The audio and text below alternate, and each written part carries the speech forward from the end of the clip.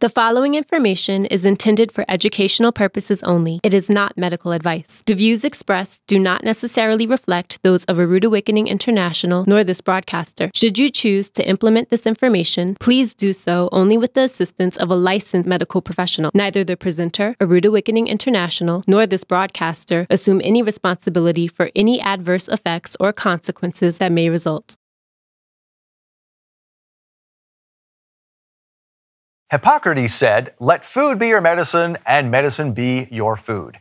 Sure, there are essential oils, tinctures, and other natural remedies, but just like regular medicine, they rarely get to the root of your health issue. What you put in your mouth is the ultimate factor in determining how your body functions. That's why the practice of using food for health is called functional nutrition. And one of the foremost experts on functional nutrition, specifically as it relates to your brain, is Dr. David Jockers, and he's about to give you a health awakening.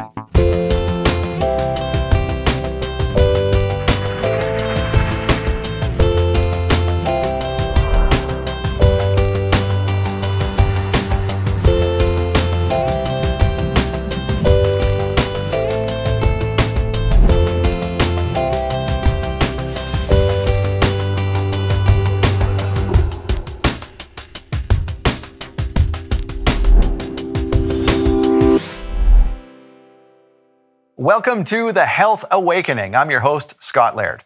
Today we're going to talk about functional nutrition, how food affects your body right down to individual cells. God has provided countless natural foods, so it makes sense that specific foods can help your body with specific functions.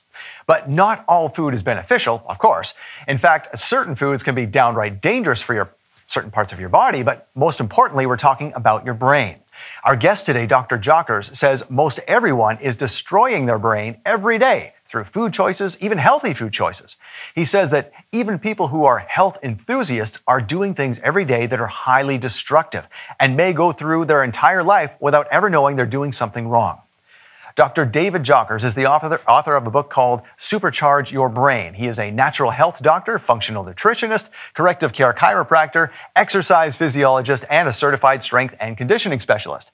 And his website, drjockers.com, includes health topics on everything from autoimmunity, anti-aging, cancer, and detoxification to heart disease, hormone balance, weight loss, and more. Dr. Jockers, welcome to the Health Awakening.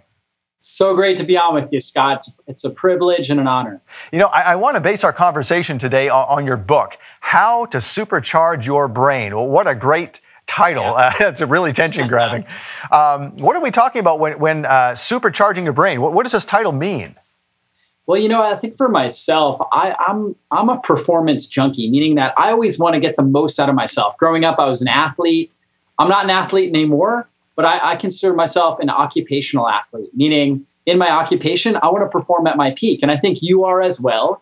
My wife is a stay-at-home mom, but she wants to perform at her best when she's with her kids and with her family. So we all are occupational athletes, and we want to perform at a really, really high level.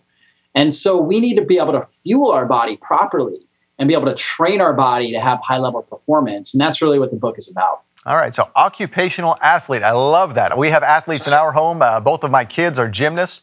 My daughter is going to college as a gymnast, so we're always very interested in what can, reduce inflammation and that type of thing. We're going to get into that in a few minutes here. But first of all, I want to ask you a question. What are the major stressors to the brain, and how do these stressors damage the brain? Yeah, there's a few significant stressors that people are really doing every single day. One of them is blood sugar imbalances. Meaning that when our blood sugar is not balanced, but instead it's kind of going up and down, when that happens, that really causes a lot of stress in the brain. The brain needs a continual source of fuel. And if it senses that that fuel source is scarce, then it's going to, in a sense, switch on the panic button. And obviously that's going to cause issues with our brain. It's going to cause more inflammation.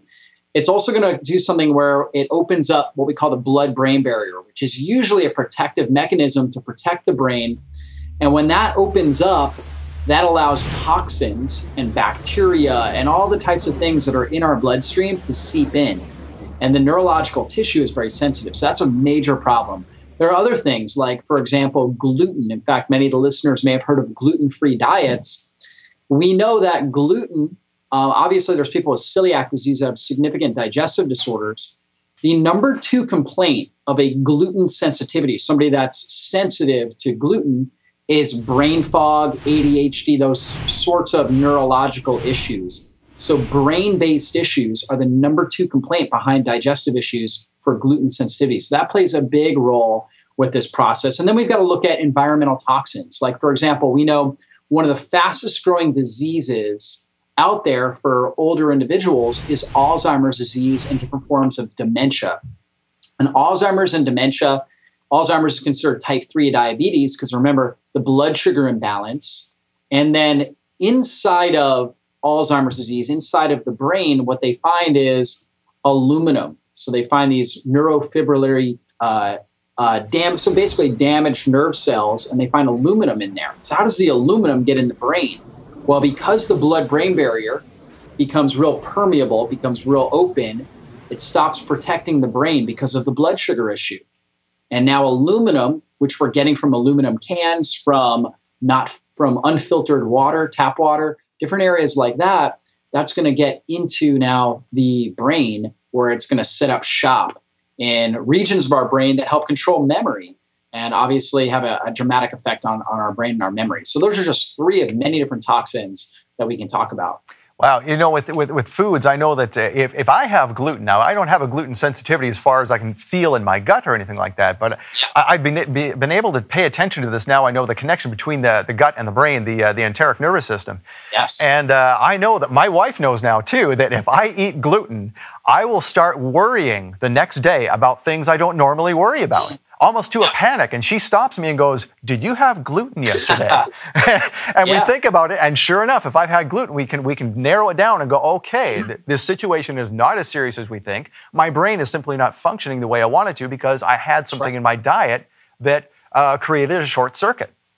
Yeah, absolutely. And gluten is one of the main things that will contribute to that. And really, we have 2 major parts of our brain. We have what we call our frontal cortex, which allows us to have higher level thoughts. And that's going to allow us to perform at a really high level. It also helps us helps with social tact, helps us with tenacity, just the ability to stay focused on a topic. And when we think about kids with ADHD or people that just are never able to complete tasks that they've started, they end up procrastinating, things like that. Those are all syndromes associated with low frontal lobe activity. And then we've got basically our limbic system, which is more of our emotional brain. And when our brain is inflamed, we really live out of our emotional brain. And that's why you might have anxiety. You may experience it as anxiety over things that normally when you're thinking out of your frontal lobe, you're not that concerned about. And so there's a lot of people that are living in constant fear. They're living in this kind of limbic brain, this emotional brain. Fear, they're angry, they're irritable, they're constantly juggling emotions, and they're never really accomplishing what they want to accomplish in their life. And partly it's because they're not fueling their brain properly with the right food and the right lifestyle. All right, well, we've talked a lot about the problems of having a bad diet and what it can do to your brain. In the next segment, we're going to talk about the solutions. We are talking today with Dr. David Jockers on the Health Awakening, and we will be right back.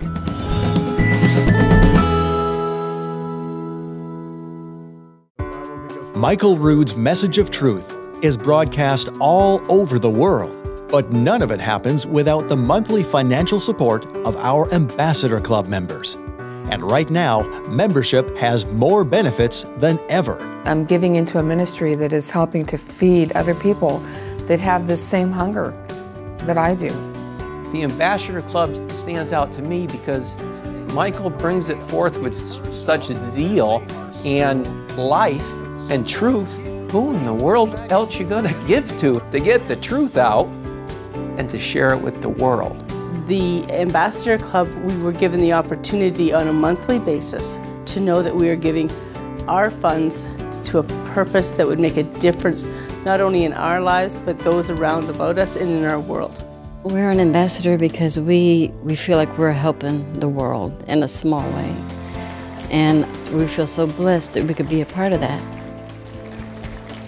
Join now, and Michael Rood will send you the Ambassador Club Welcome Kit, an exclusive messenger bag stocked with teaching DVDs, Red Sea crossing cards to spread the word, and more. You'll also receive ambassador-only bonus gifts whenever you make a separate donation to receive the monthly love gift from Rood Awakening International. Best of all, you'll get ambassador-only sale prices in our online bookstore several times throughout the year.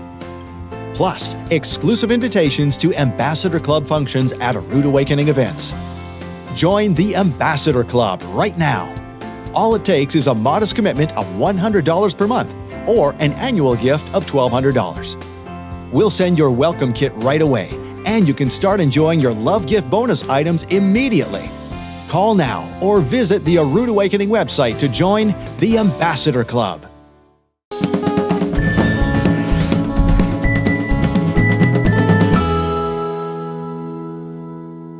And welcome back to the Health Awakening. Before the break, we were talking with our guest, Dr. David Jockers, about short-circuiting your brain by the foods you eat. Now, Dr. Jockers, we had talked about several of the problems.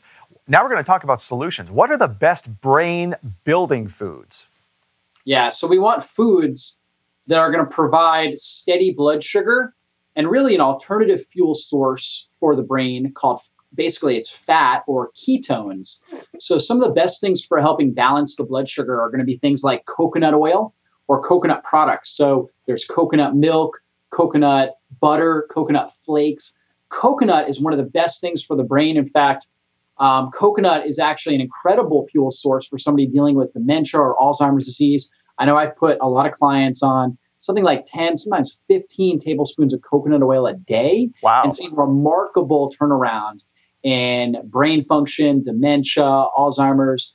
And it's just absolutely amazing because we're providing this alternative fuel source. We also want other good fats. Things like avocados are amazing. Avocados are loaded with potassium, magnesium, that's awesome for the body, as well as good fats. Grass-fed butter. So that's going to be butter from a grass-fed cow. And butter from a grass-fed cow is loaded with omega-3 fatty acids, which reduce inflammation in the body. It's also rich in vitamin A, vitamin E, vitamin D, and something called choline, which helps support a certain neurotransmitter in our brain called acetylcholine, which helps with memory formation. So grass-fed butter is one of the best things. My family, we love to do steamed vegetables. We'll do cauliflower, broccoli, things like that. And then we put a ton of grass-fed butter. We melt it on there, and it tastes amazing. A lot of times we'll make a mashed potatoes alternative with cauliflower, which is lower in carbohydrates, rich in nutrients. We'll put a lot of grass-fed butter, a lot of herbs on there, which are amazing. And that's really another good one is herbs, oregano, basil, thyme, rosemary. These things, they smell good. They taste good. They're rich in antioxidant compounds that help protect against free radical damage and inflammation in the brain. So those are amazing. I tell my clients, when you're preparing a meal, you want your whole house to smell great. You want that aromatic component. And really smelling in herbs, just the sense, stimulating that sense of smell is incredible for the brain. That activates a lot of different key brain centers and really dramatically improves your body's ability to produce the right neurotransmitters. So we should be using that sense of smell on a regular basis, particularly with the food that we're consuming. So those are a few great ones. Wild-caught fish and grass-fed animal products. So wild-caught fish, many of the listeners may have heard of fish oil and cod liver oil. These are some of the best supplements for the brain because they provide the right fats. And your brain is really mostly fat, cholesterol, and water, believe it or not. Cholesterol and water. I was going to bring that up, that our brains, that's just another example of how God makes these things obvious for us. Your brain is made of fat, so get the good fats and feed the brain. It only makes sense. Now, there's two questions I'm sure that are burning in several of our viewers' minds, and that is, number one, what kind of importance do you put on raw, all of these foods where possible being raw? And secondly, what do you make of people who say the coconut oil and the grass-fed butter, it's the saturated fat, it's not good? As far as raw goes, there are certain vegetables that your body's going to digest better raw, okay? So sometimes things like cucumbers and celery and things like that, they are great foods to have in a raw state. There are other foods that actually can put a lot of stress in your digestive tract if you try to consume them raw. That's like cruciferous vegetables, broccoli, cauliflower, Brussels sprouts. These will take a lot of enzymes and stomach acid, a lot of digestive juice production in order to break down. So they're actually stressful on your body. So I recommend steaming them. Steaming is a great way to break down the outer cellulose, the outer fibers, make it easier on your digestive tract, and therefore, and still maintain the nutrients. If you try to boil it in water, you actually lose a lot of the nutrients out of the water. So I'm a big fan of steaming a lot of different vegetables. And so again, there's certain things you want to do raw, certain things you wouldn't. And then as far as your second question goes, saturated fat actually has never been linked to heart disease. And so we actually want the saturated fat. In fact, your brain, okay, is mostly saturated fat and cholesterol. Those are the main fats that make up your brain tissue. Saturated fat's also critical for healthy hormone function, producing the right amount of testosterone, progesterone, and estrogen in the body. Saturated fat, believe it or not, is a preferred fuel source for your heart. So it's really, really critical for all those things. The fat we want to avoid for a healthy heart, healthy brain is trans fats, so hydrogenated oils, and high omega-6 fats. That's going to be things like corn oil, soybean oil, safflower oil, cottonseed oil. You'll see these things in a lot of processed foods, as well as a lot of condiments. So look out for those things. Corn oil, cottonseed oil, safflower oil, soybean oil. We definitely want to avoid those. We want to load up with things like coconut oil, avocados, olive oil, grass-fed butter, pasture-raised eggs, or pasture-raised free-range animal products. Those are all really good, and they provide great fats for our brain and our body. Now, obviously, with these things that we have, with some of the omega-6 oils, these are things where we're better off to eat the food from which they come from, but not necessarily break them down, because the oil essentially is a refined food, and we want to do less of that. Right. Okay. Yeah, we look at, like, for example, corn oil. In order to produce 1 ounce of corn oil, you have to use 1,000 bushels of corn. My goodness. So even Paul Bunyan couldn't eat 1,000 bushels of corn in one sitting, right? So none of us could actually do that.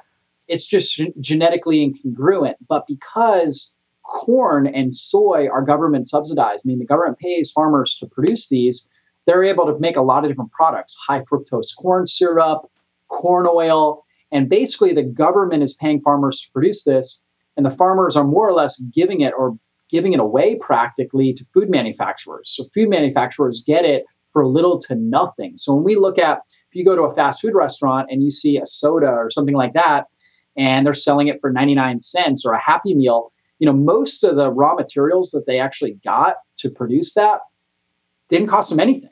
And so it's in a sense just straight profit, because they got it for little to nothing, because these things are really grown by or paid for by the government, unfortunately. So reality is corn oil, high fructose corn syrup, these types of things are all over the place. We have to avoid it if we want a healthy brain and a body. And ultimately, when we start to choose different items and healthy food items, ultimately marketers and the government will finally listen, but it just may take time. We need more and more people to invest wisely into foods that are going to nourish their brain and their body first. We're talking with Dr. David Jockers about how to feed your brain, what to feed it, what not to feed it. We will be right back with more from A Health Awakening.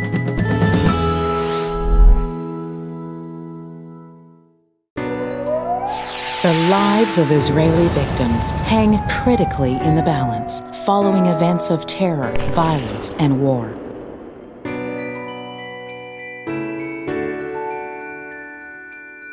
But there's another painful problem: men, women, and children living in poverty. And you can be there for them. Visit us online at thelydiaproject.com. You'll find personal stories from the people who need you and the information you need to make a difference in their lives. When you give to the Lydia Project, you enable us to send help. Emotional and spiritual encouragement are especially needed during these critical days of recovery. Your support enables our ground team in the land of Israel to function as Yehovah intended, providing for the wounded soldiers, widows, orphans, and the poor. Help Israel. Give to the Lydia Project.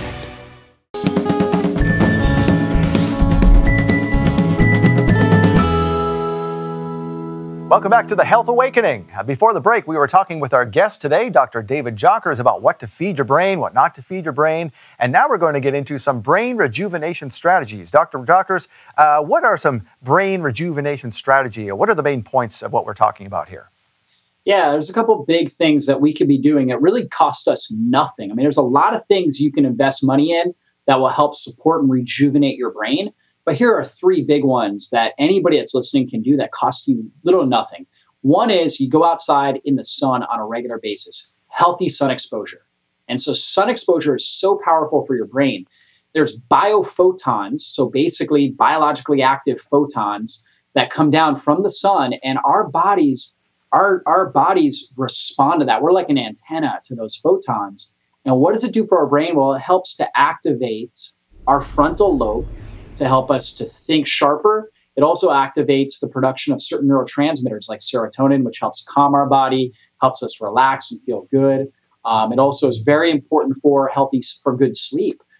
So getting sun exposure, particularly in the middle of the day, will help you sleep better at night. In fact, one of my mentors told me, in fact, he used to always teach his clients, if you want to have a lot of energy in the morning, go out and watch the sunrise. And if you want to sleep well at night, go out and watch the sunset, right? So kind of this natural rhythm. And so getting sun exposure on a regular basis, so important. Number two is actually moving your body. So getting out and doing regular movement, in particular, new movements and novel movements. And so one of the things I teach is something called neurobics, where we're doing new things. In fact, like, for example, I've got 13-month-old boys, and they're crawling, and some other kids around their age started walking earlier. And my wife was like, well, why aren't our boys walking yet? And I said, you know what? Actually, we want them to be crawling because the cross-crawl activity is so powerful for the brain. It links two hemispheres of the brain. So as an adult, you can do cross-crawl as well, where you can take your right hand, slap your left hand to your right knee. So doing cross-crawl and full body types of movements is extremely powerful for the brain. So that's one form of neurobic exercise that's powerful. Another big thing that you can do is what we call super brain yoga. And I know when I say the word yoga, a lot of people think, well, it's some sort of spiritual thing, but it's really not. I didn't get a chance to name it. Somebody else named it. But it's actually a certain form of exercise that you do with breathing that has actually been clinically studied. And they used it on kids that were struggling with ADHD. And they found when the kids did it a minimum of twice a week, particularly at times where they did it right around periods of time when they had more anxiety or irritability or restlessness, that the kids actually showed significant improvements in their overall behavior, including a 21% improvement in their academic performance. And so I know you had another question as well, right? Yes. Also, we want to talk about supplementation. I know there's lots of different things, like you said, you can do. Get out in the sun.